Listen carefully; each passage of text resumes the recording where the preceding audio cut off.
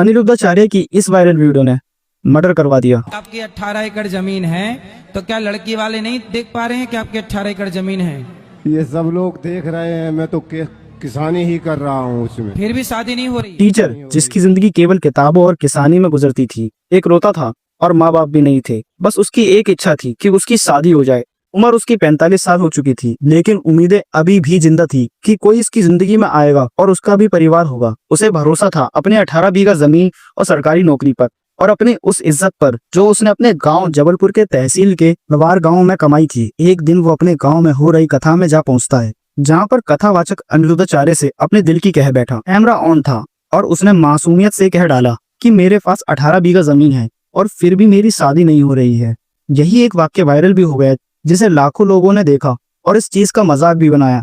घर गोरखपुर में बैठी एक औरत ने उसमें देखा मौका। उसका नाम था साहिबा बानो, मगर उसके अंदर एक लालच था। उसने अपना नाम बदल फर्जी नाम रखा, खुशी तिवारी, अपने आप को ब्राह्मण दिखाकर और फेक आधार कार्ड भी बनवा लिया। इसके बाद इसने फेसबुक पर फेक प्रोफाइल बनाई और टीचर इंद्र कुमार से संपर्क किया। बातचीत शुरू हुई, फिर दोस्ती हुई और प्यार। लड़की सुंदर थी, मीठा बोलती थी, वो उसे सच में पसंद करने लगी थी। कम से कम इंद्र कुमार की नजरों में तो ऐसा ही था।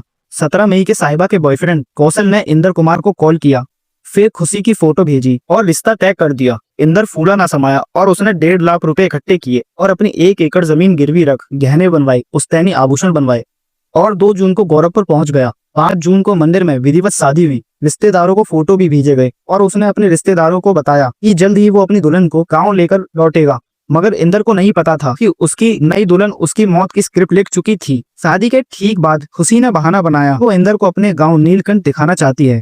इंद्र मान गया। वो उसे गांव में एक सुनसान जगह पर लेकर गई, जहां पर कौशल पहले से ही मौजूद था। 5 जून की शाम इन दोनों ने इंद्र को चाकू से गोदकर गोद डाला, उसकी लाश को झाड़ियों में फेंक दिया। हैने मोबाइल फोन बाकी अन्य चीजें लेकर फरार हो गई। 6 जून को पुलिस को झाड़ियों में एक लाश मिली और लाश की पहचान नहीं हो पा रही थी और दूसरी तरफ जबलपुर में इंद्र की गुमशुदा की रिपोर्ट दर्ज हो चुकी थी। दोनों मामलों को जोड़ते हुए तस्वीर की मदद से जब लाश से मिलाया गया, तब जाके कंफर्म हुआ कि वे लाश इंद्र कुमार तिवारी की है। पुलिस ने कॉल डिटेल्स खंगाली, फेसबुक डिटेल्स खंगाली, जाके पता चला कि इंद्र के मरने के बाद भी उसका फोन एक्टिव है, उसे यूज किया जा रहा है।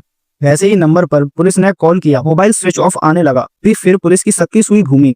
फिर ट्रैकिंग की मदद से साहिबा और कौशल को गिरफ्तार कर लिया गया और कड़ी पूछताछ में दोनों ने अपने गुनाहों को कबूल कर लिया।